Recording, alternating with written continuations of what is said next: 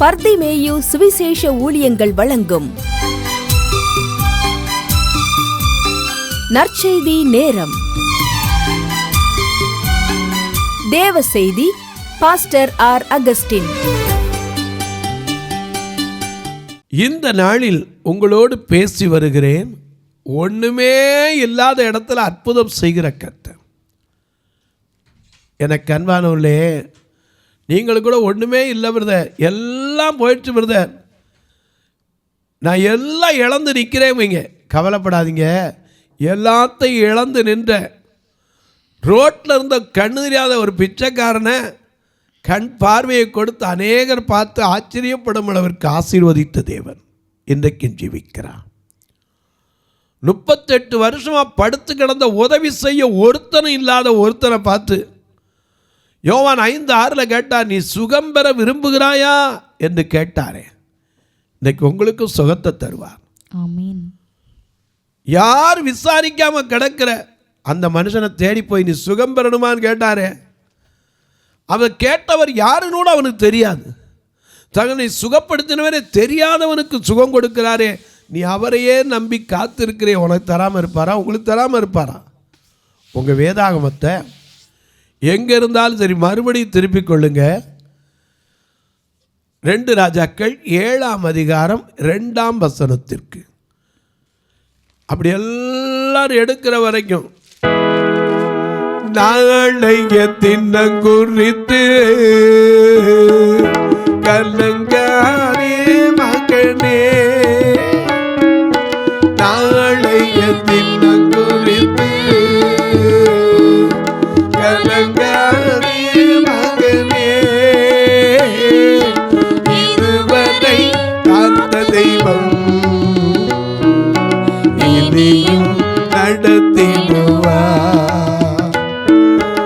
இதுவரை காத்த தெய்வம் இனியும் நடத்திடுவார். உன்னையே வெறுத்து விட்டார், ஊழியம் செய்திடலாம், சுயத்தை சாகடித்தார், சுகமாய் ஆடிடலாம்.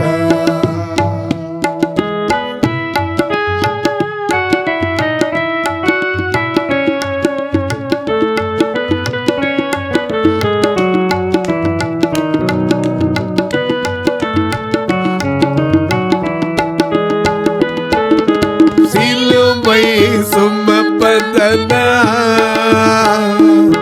சிந்தையே மாறிவிடும்,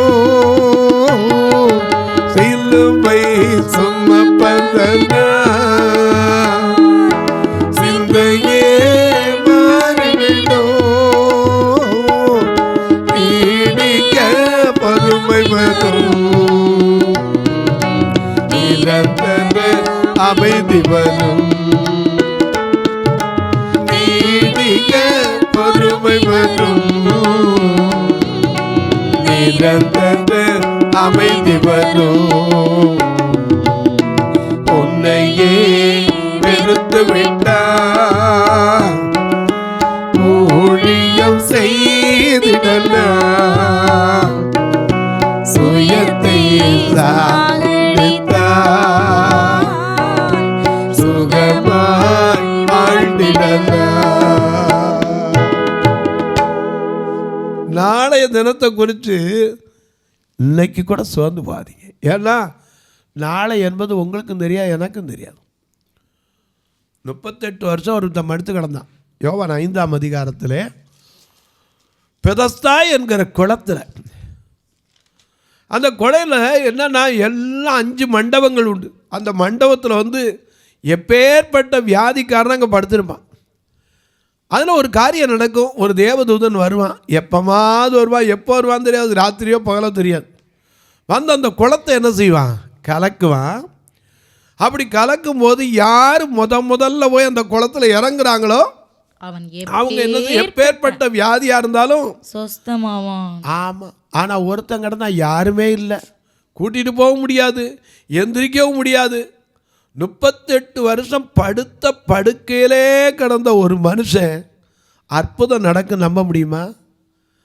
ஆனால் அவனுக்கு சுகத்தை கொடுத்து எந்திரிச்சு வீட்டுக்கு போனான். இன்னைக்கும் சொல்கிறேன், ஒன்றுமே நடக்காதுன்னு நினைக்கிற உங்களுக்கு தான் கர்த்தர் அற்புதத்தை செய்ய போகிறான்.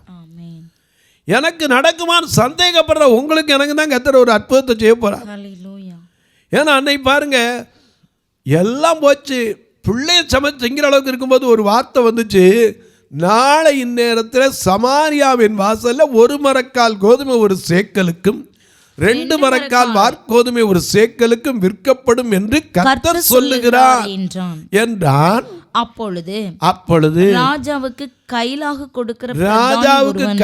கொடுக்கிறவன் யாரு? பக்கத்துல நிக்கிறவன், கூடைய நிக்கிறவன், அவருக்கு தாரி அப்படி எடுத்து என்ன வேணுமோ எடுத்து கொடுக்கிறவன். அந்த கைலாக கொடுக்கிறவன் பிரதானி ஒருவன் தேவனுடைய மனுஷனுக்கு பிரதியுத்தரமாக, இதோ, அது தேவனுக்கு விரோதமாக சொன்ன மாதிரி தான், இதோ கர்த்தர் வானத்தின் மதகுகளை திறந்தாலும் இப்படி நடக்குமா என்றான். உடனே அங்கிருந்து பார்த்தார், கர்த்தர் ஒரு வார்த்தை அனுப்பினார். அதற்கு அவன் உன்னுடைய கண்களினாலே அதை பார்ப்பேன், ஆனாலும் அதிலே சாப்பிட மாட்டாய். சந்தேகப்பட்ட அற்புதத்தை பெறவே முடியாது. நம்பிக்கையோடு இருங்க. ஏன்னா நம்பிக்கைங்கிறது நாசியில சுவாசம் உள்ள மனுஷன் சொல்லதை நம்புகிறோம். கவலைப்படாதீங்க, நாளைக்கு வந்துருக்குறோம். நாளைக்கு யாரும் எந்திரிப்பா யாருக்கு தெரியும்? ராத்திரி படுத்து காலையில் எந்திரிக்க என்ன நிச்சயம்? எத்தனை பேர் நைட்டு படுத்தவன் எந்திரிச்சல? எனக்கு அன்பானவர்களே, மருத்துவமனைக்கு போயிட்டு வரேன், குழந்தை வர போனால் எத்தனை பேர் இன்னைக்கு குழந்தை இல்லாமல் தாய் இல்லாமல் வந்தவங்க உண்டு. உனக்கு எனக்கு எத்தனை அற்புதமாய் நடத்துகிறா. எனக்கு அன்பானவர்களே, அநேக நேரம் நமக்கு விளங்கலை. அதனால தான் அவன் சொல்கிறான், எப்படியா நடக்கும்? இல்லை, எப்படி நடக்கும்? சூழ்நிலை தெரியாமல் பேசுகிறீங்களே. சூழ்நிலைக்கு அப்பாற்பட்ட தேவன். ஏன்னா அவர் தான் இந்த பூமியை உண்டாக்கினவர். அவர் அல்லாமல் நம்ம தலைமயிர் கூட கீழே விடாது. ஆனால் அவன் சொல்கிறான், அது எப்படியா நடக்கும்? கர்த்தர் வானத்தில் மதகுகளை உண்டாக்கினாலும் அப்படி நடக்குமா என்றான். அவர் சொன்னார், எப்பா உன் கண்ணால் பார்ப்பேன். யோபு சொன்னானே 13:15, அவர் என்னை கொன்று போட்டாலும் அவர் மேல் நம்பிக்கையாயிருப்பேன். என் மாமிசம் என் தோல். 19:25 வாசிங்க. என் மீட்பர் உயிரோடு இருக்கிறார் என்றும் அவர் கடைசி நாளில் பூமியின் மேல் நிற்பார் என்றும் அறிந்திருக்கிறேன். இந்த என் தோல் முதலானவை அழுகி போன பின்பும் நான் என் மாம்சத்திலிருந்து தேவனை பார்ப்பேன், அவரை நானே பார்ப்பேன். அந்நிய கண்கள் அல்ல, என் கண்களே அவரை காணும். இந்த வாஞ்சையால் என் உள்ளிந்திரியங்கள் எனக்குள் சோர்ந்து போகிறது. உள்ளழகான கண்கள் என்னை கண்டதாலே முடிந்ததென்று நினைத்ததா உயிர் வாழ்கின்றேன். அழகான கண்கள் என்னை கண்டதாலே முடிந்ததென்று நினைத்ததா உயிர் வாழ்கின்றேன். யாரும் அறியாத நன்றாயறிந்து, யாரும் அறியாத என்னை நன்றாயறிந்து தேடி வந்த நல்ல மேய்ப்பரே, யாரும் அறியாத என்னை நன்றாயறிந்து தேடி வந்த நல்ல மேய்ப்பரே, உன் அழகான கண்கள் என்னை கண்டதாலே முடிந்ததென்று நினைத்தன உயிர் வாழ்கின்றேன். எல்லாரும் தள்ளப்பட்ட என்னை, தூக்கி எறியப்பட்ட என்னை தேடி வந்த தெய்வம். அவர் சொன்னார், எப்போ உன் கண்ணால் பாப்பப்பா. ஆனால் யோபு சொன்ன, அவர் என்னை கொன்று போட்டாலும் அவர் மேல் நம்பிக்கையாயிருப்பேன். ஏன்னா அவர் எப்படி போட்டாலும் அவரை விட மாட்டேன். அவர் மேல் நம்பிக்கையாக இருப்பேன். எனக்கு அன்பானவர்களே, ஆனால் ஒரு சாதாரண ராஜா கையில் அவளுக்கு வந்துட்டான். நாளைக்கா யோ, சூழ்நிலை தெரியாமல் பேசாதீங்க. கர்த்தர் வானத்திலிருந்து அப்படியே பொத்துக்கிட்டா ஊற்ற போகிறாரு. ஏன்னா இன்னைக்கு பழமொழி சொல்லலாம், கொடுக்குற தெய்வம் எதை செய்யும்? கூரையை பிச்சுன்னு கொடுக்கும். அப்படிலாம் இல்லை. நீ கேட்டால் தான் ஆசீர்வதிக்கிற தெய்வம். உன்னை தேடி வந்து ஆசீர்வதிக்கிற தெய்வம். கூப்பிடு, பதில் கொடுக்கிற தேவன்.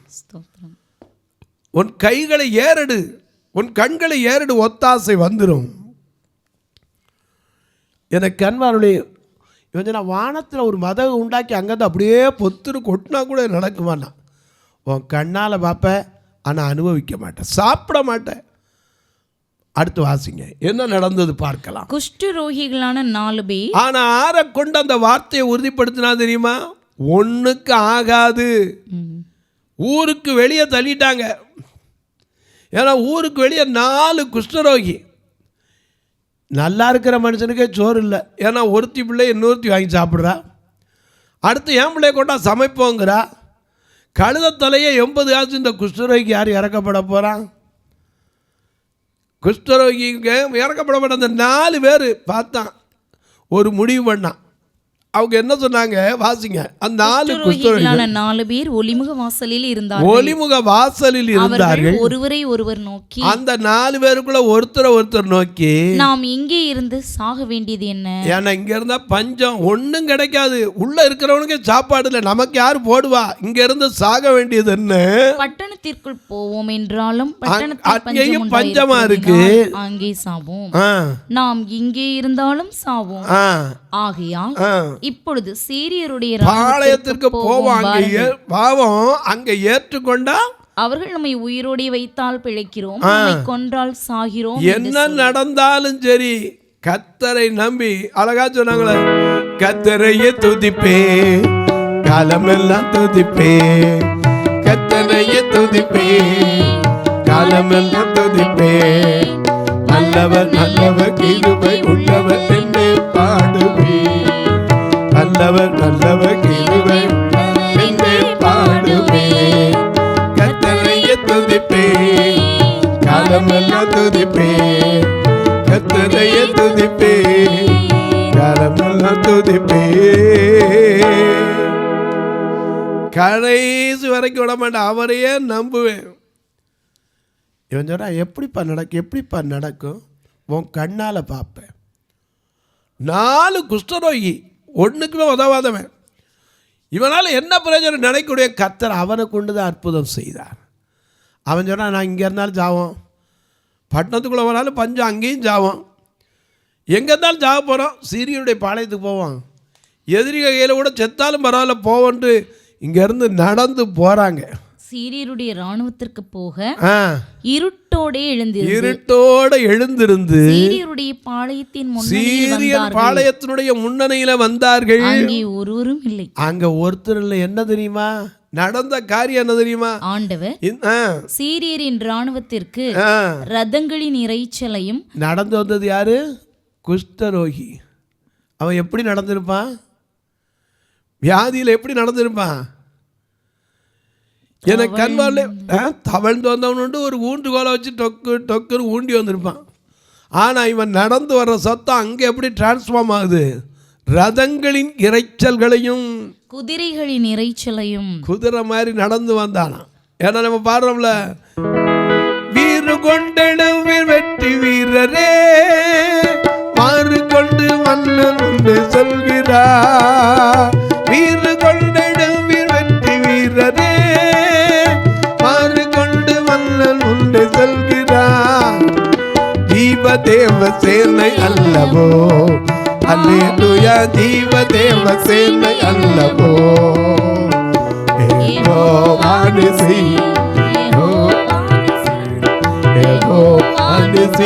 ஏற்றி பாடுவோம், எங்கள் தோல்வி வெற்றி தோல்வியே, அல்லேலூயா, எங்கள் தோல்வி வெற்றி தோல்வியே.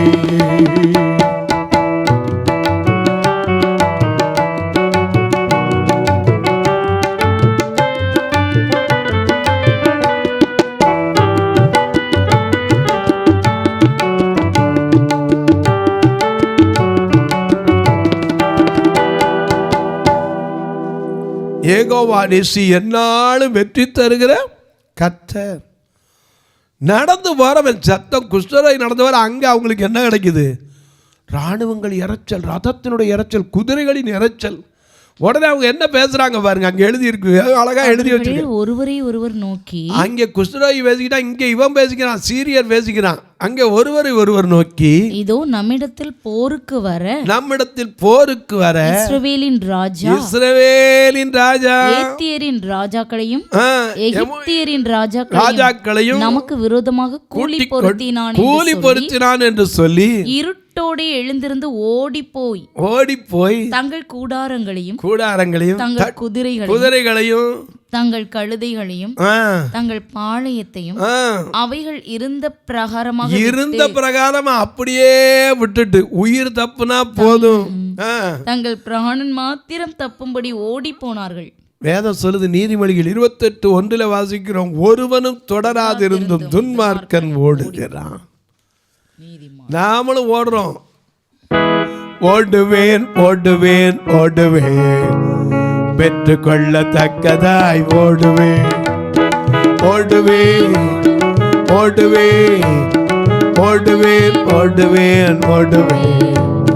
பெற்றுக்கொள்ளத்தக்கதா ஓடுவேன். உயர்வானாலும் அது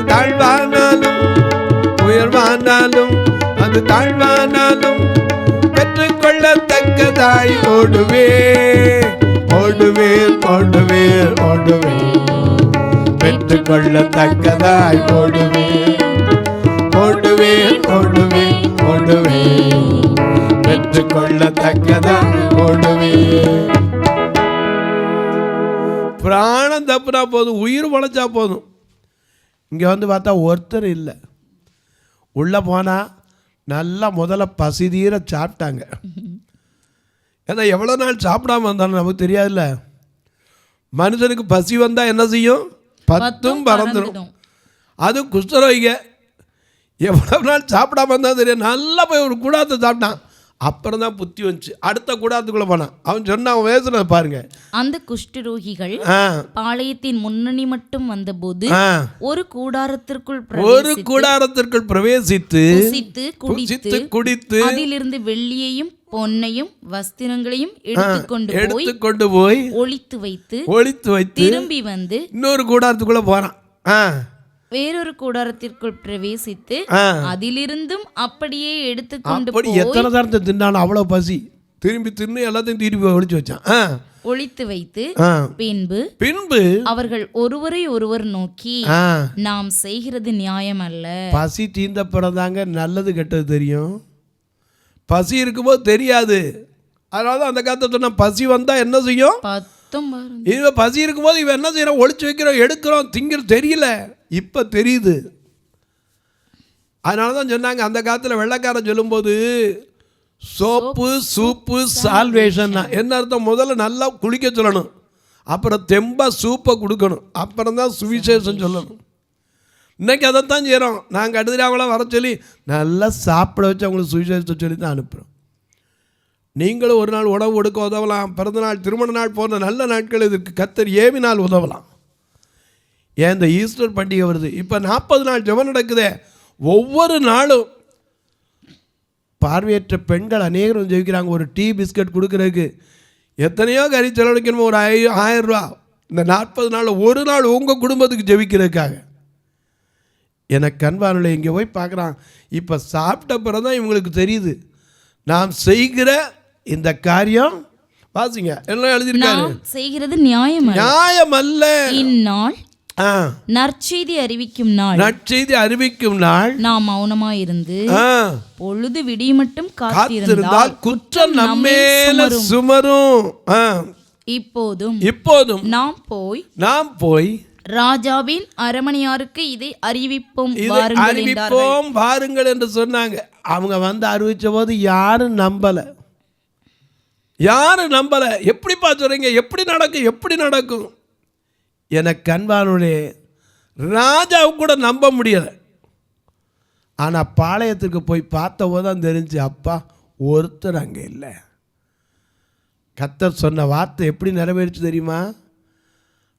அதே நாளில் ஒரு மரக்கால் கோதுமை ஒரு சேக்கலுக்கும் 2 மரக்கால் வார் கோதுமை ஒரு சேக்கலுக்கும் விற்கப்படும் சொன்னானே, அதே போல் விற்கப்பட்டுச்சு.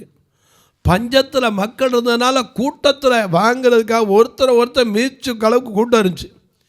இதில் ஒருத்தர் சந்தேகப்பட்டானே, ராஜாவுக்கு கைலாவு கொடுக்குற ஒருத்தன், அவன் அத்தனை பேர் மத்தியில் மிதிபட்டு செத்தே போனான். கண்ணால் பார்த்தான், அனுபவிக்க முடியலை. இன்றைக்கு சொல்ல கர்த்தருடைய வார்த்தை மட்டும் சந்தேகப்பட்டாதீங்க. ஏன்னா அவர் யாரு?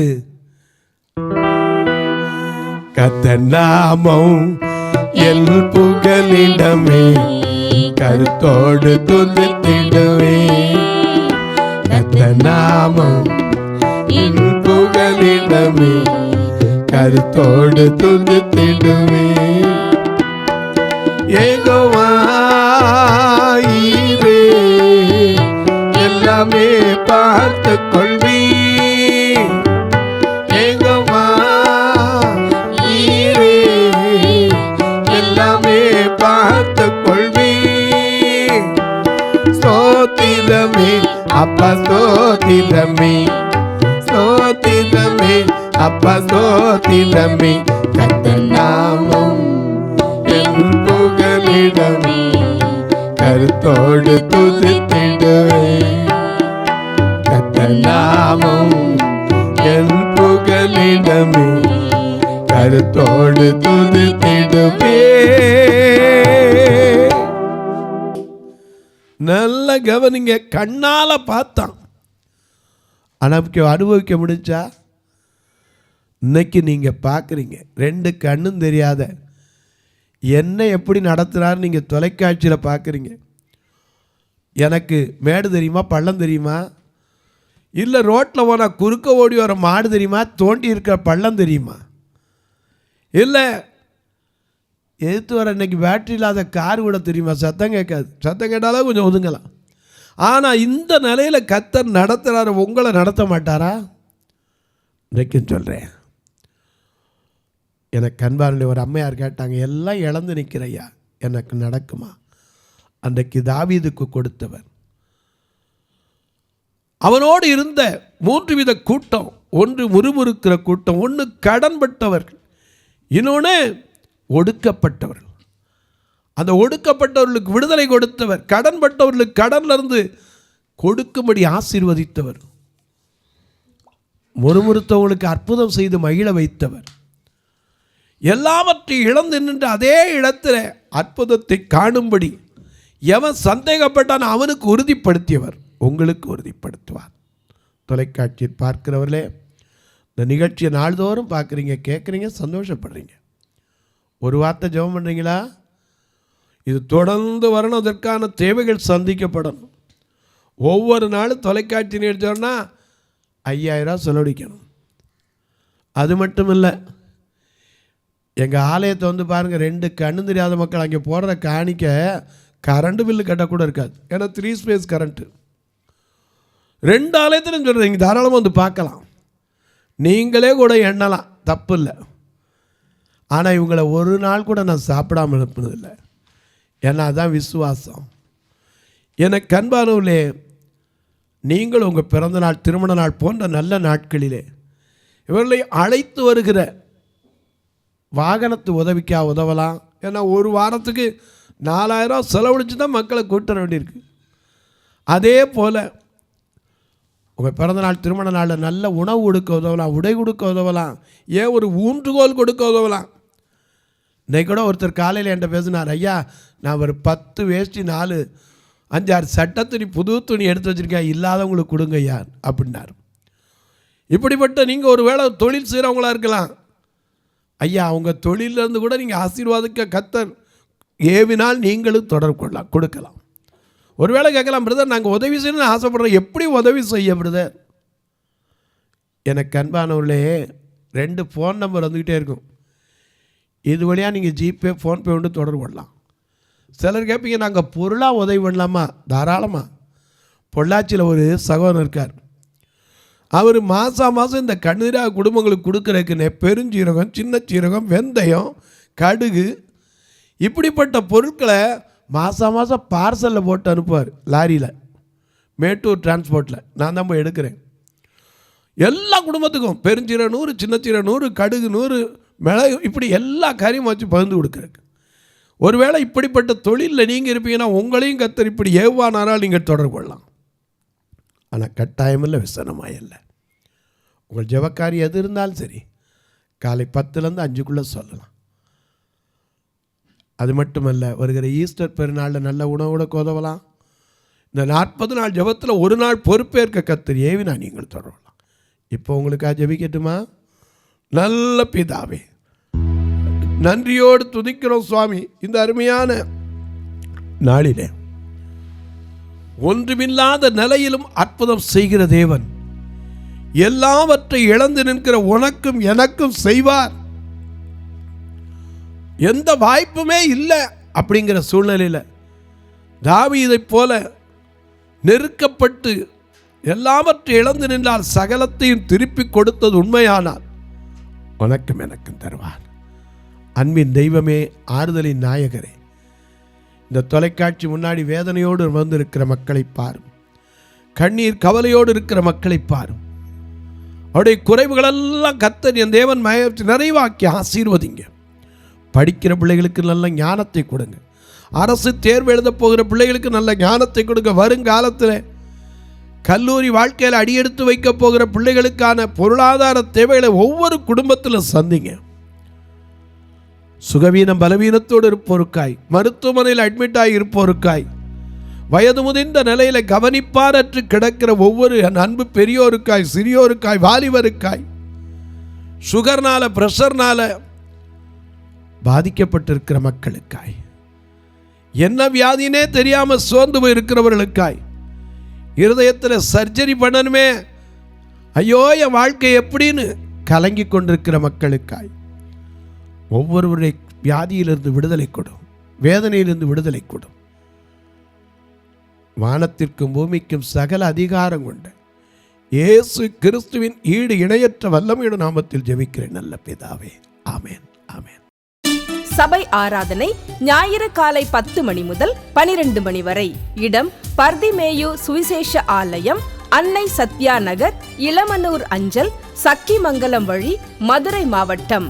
பின்கோட் 625201 மற்றும் பர்திமேயு சுவிசேஷ ஜெப வீடு, flat number 107, Eden garden, Muthur, Tirunelveli. Pin code 627011. சிறப்பு உபவாச கூட்டம் ஒவ்வொரு மாதமும் 2வது சனிக்கிழமை காலை 10 மணி முதல் 1 மணி வரை நாகர்கோவில் YMCA ஹாலில் வைத்து நடைபெறுகிறது. மற்றும் ஒவ்வொரு மாதமும் 4வது சனிக்கிழமை காலை 10 மணி முதல் 1 மணி வரை திருநெல்வேலி புதிய பேருந்து நிலையம் அருகில் உள்ள கிரேஸ் ஹாலில் வைத்து நடைபெறுகிறது.